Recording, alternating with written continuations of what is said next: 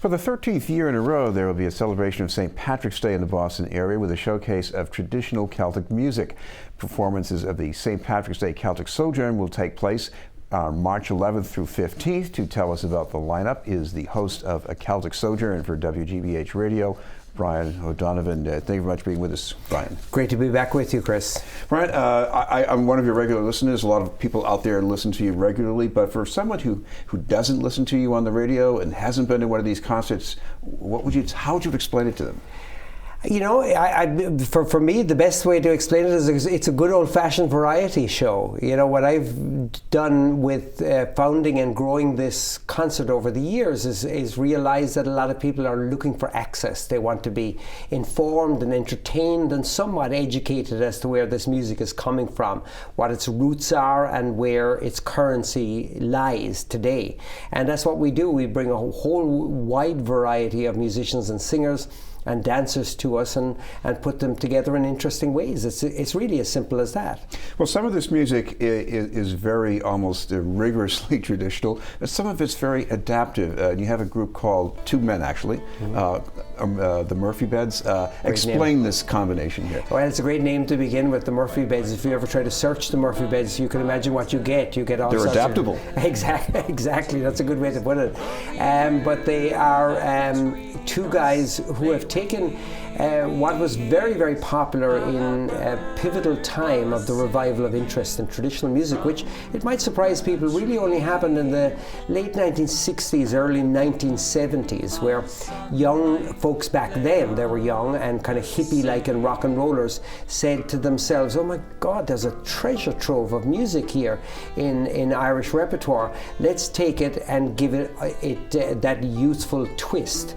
And they adapted guitars and bouzouki and mandolins and a lot of harmony, which wasn't a traditional form of singing, and really made it very, very exciting to a whole generation, including me, by the way. And the Murphy Beds, Eamon O'Leary and Jefferson Hamer, have taken that tradition and adapted it really for the 21st century, and really are bringing that style to us on stage. I'm very excited to have them. Well, a whole different kind of singing that really is more strictly traditional. You have a singer from County Kerry. Tell me about her. Her name is Claire Horgan, and she is very much steeped in the old tradition of Gaelic singing, the old Gaelic songs, which might date back 300-400 years from her native County Kerry. Where she's from is actually known popularly as the Ring of Kerry, but that's an area that's steeped, a peninsula that's steeped in tradition. Much of that tradition is embedded in the songs of the area, and she's bringing us that tradition, and also a lot of more contemporary interpretations of Irish songs as well. So Claire will be one of the singers with us at the St. Patrick's Day Celtic Sojourn. This is music, when I hear her sing, it reminds me a little bit of people from even the Gaelic parts of Scotland, but it also made me think of the roots of American traditional music. Isn't there a connection? There's very much a connection, Chris. A lot of this music came across, perhaps from England through Scotland to Ireland originally, then across to the US and down over the mountains of New England, originally possibly from the maritime provinces through Quebec into New England and down into Appalachia. And a lot of those traditions were preserved and developed their own American accents. So we regularly explore those connections as well, and they become very obvious when people listen into them. Well, there's another instrument represented in the show, the uilleann pipes. In a way, they're kind of a makeshift instrument, but this artist you have playing them, this is really virtuoso music. Virtuoso music, and the uilleann pipes, and uilleann really is the Irish word for elbow, and it means that these pipes are played with the elbow, so they're often called cold wind pipes, as opposed to the more common instrument that people think of as the Highland bagpipes, which are blown, so they're warm wind pipes from the mouth. These uilleann pipes are more parlour pipes as well, so they're kind of a lower overall volume and very, very subtle and very virtuosic. And this young man, who actually happens to be from Attleborough, Toran Ryan, is indicative again of a surge in popularity of this rather interesting looking, kind of strange looking instrument, beautiful sounding instrument, but it's benefited from a renaissance and a level of interest among young players, many of them here in the US. So that's an interesting twist in itself, and he'll be with us on stage as well, demonstrating his virtuosity on this most ancient of Irish instruments. These concerts always have fiddlers. You have twin fiddlers this year. We have Nathan Gourley and Laura Fedderson, and they bring that very, very traditional style, which is twin fiddling, playing the traditional dance music of Ireland, often in unison, very, very tightly together. Often one of the fiddles moves off in a direction of harmonics or maybe even percussion. So it's a very, very satisfying style, and one that we're looking forward again to giving examples of on stage. This is BNN News, and we're talking with Brian O'Donovan from WGBH Radio's A Celtic Sojourn. Brian, you also have a dance talent, Ashley Smith Wallace, and actually, I guess she got her start in dancing, at least here in Boston. She did. Her dad is a dance teacher, actually. Michael Smith has a Michael Smith Academy, very well-known dance teacher.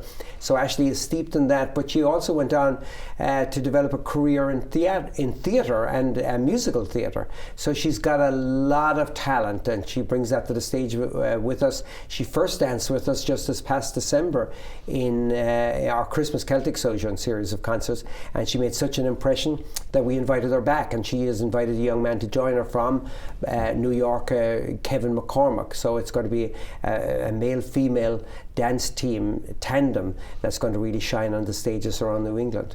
You know, when I was growing up in Boston, my impressions of traditional Irish dance was formulaic things parents had their kids do. But when I go to these concerts, these are real showstoppers.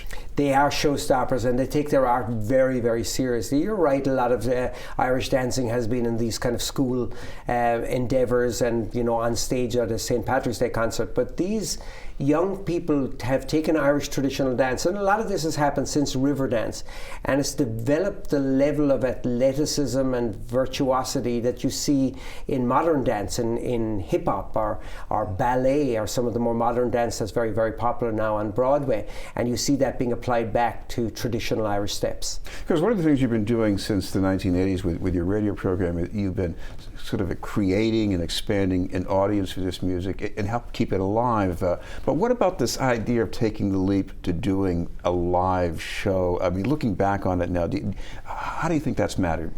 Well, it matters to me personally because I happen to believe that live artistic experience is something that's more and more important than it ever was. It kind of reminds us of our humanity. It gets us together with like-minded people and puts us in a realm where we're exploring really what makes us human.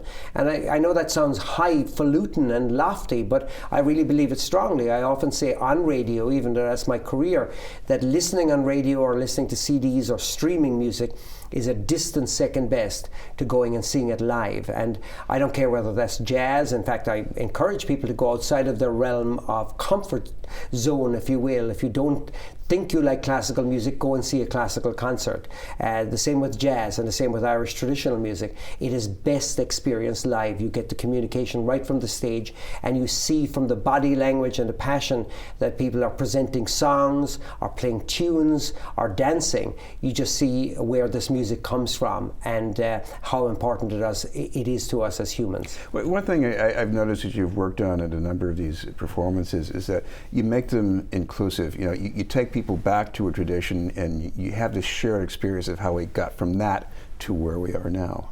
And that's something that I love to do. I always regard myself I'm very, very lucky to be in the position of messenger, but that's all I am, as a messenger, a curator, if you will, that basically says to the audience, come along with me for the ride. I'll show you really exciting places and places that you might not have felt previously that you thought you had an interest in. It will open up vistas for you like you never believed it could. We should mention, I know the performances are March 11th through 15? They are. And if people want some more information, details, what can they do? They can go to WGBH.org, WGBH.org/Celtic, and I've got some playlists on there as well that people can listen to. I even just finished, before coming here this afternoon, a whole playlist for St. Patrick's Day, for your background, for your gathering, for your party or your dinner party. Thank you very much for being with us. Great to be with you, Chris. Thanks for having me on. Brian O'Donovan from WGBH Radio.